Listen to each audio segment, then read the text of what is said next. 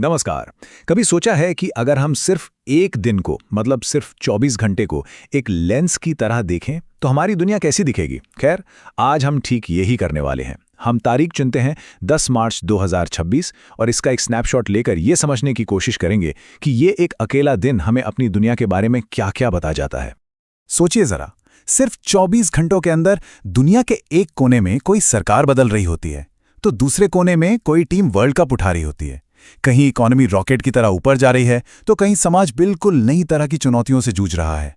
मतलब politics, economy, sports, society, सब कुछ एक साथ एक ही दिन में हो रहा होता है। तो आज का जो हमारा ये पूरा विश्लेषण है ना, उसका सेंटर पॉइंट यही सवाल है कि भाई आखिर एक दिन में कितना कुछ हो सकता है।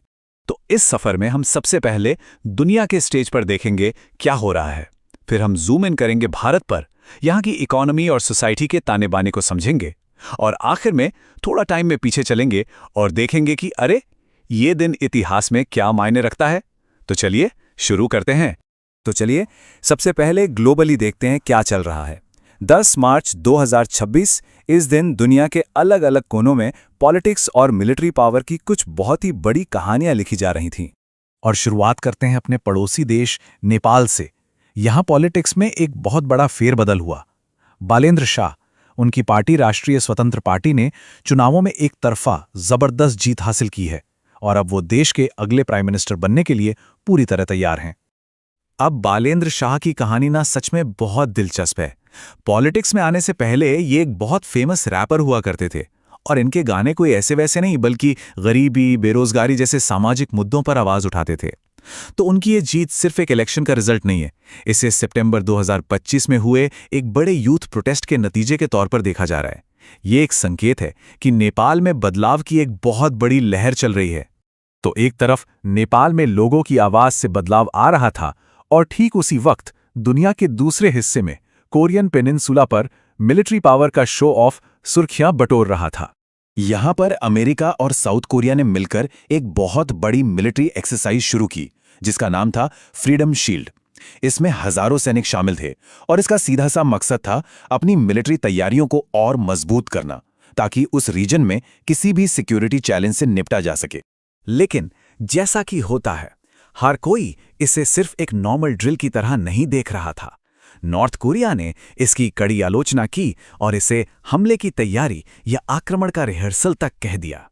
जाहिर है, इस बयान से इलाके में टेंशन और बढ़ गई और ये हमें दिखाता है कि कैसे एक ही घटना को दो देश बिल्कुल अलग अलग नज़र से देखते हैं और इंटरनेशनल पॉलिटिक्स में ये नज़रिया ही सब कुछ होता है। ओके, तो ग्लोबल स्टेज से अब जूम इन करते हैं भारत पर। चलिए देखते हैं कि 10 मार्च को हमारे देश का इकोनॉमिक इंजन किस रफ्तार से दौड़ रहा था। तो सबसे पहले ये नंबर देखिए, 7.6%। ये है भारत की अनुमानित जीडीपी ग्रोथ रेट, जो दुनिया की बड़ी इकोनॉमीज में सबसे तेज है। तो ऊपर ऊपर से देखें तो ये नंबर बताता है कि हाँ, इंडियन इकोनॉमी बहुत तेजी से आगे बढ़ रही है। लेकिन जब हम इस ग्रोथ की परतों को थोड़ा और खोलते हैं तो एक बिल्कुल अलग कहानी सामने आती है। ये जो जीवीए का चार्ट है ना, ये इकोनॉमी के अलग अलग सेक्टर्स की हेल्थ बताता है और यहाँ बिल्कुल साफ दिख रहा है कि ग्रोथ सब जगह बराबर नहीं है।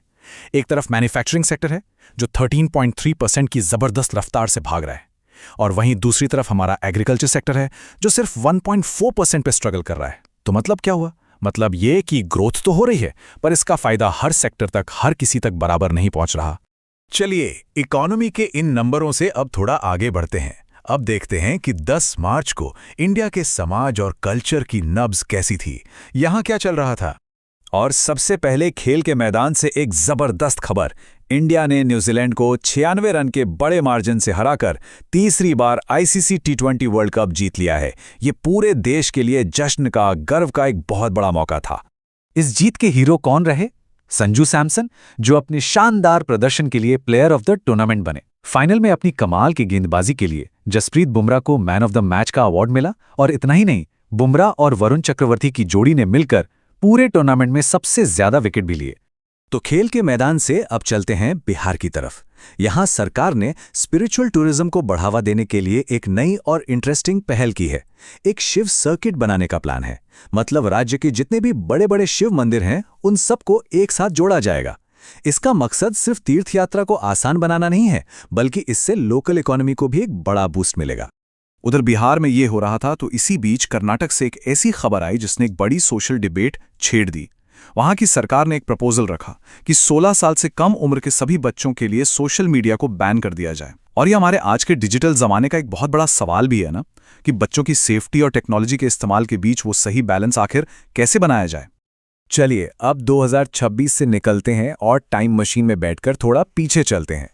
देखते हैं कि ये जो 10 मार्च की तारीख है ना, ये हिस्ट्री में क्या मायने रखती है और कैसे अतीत की गूंज आज भी सुनाई देती है।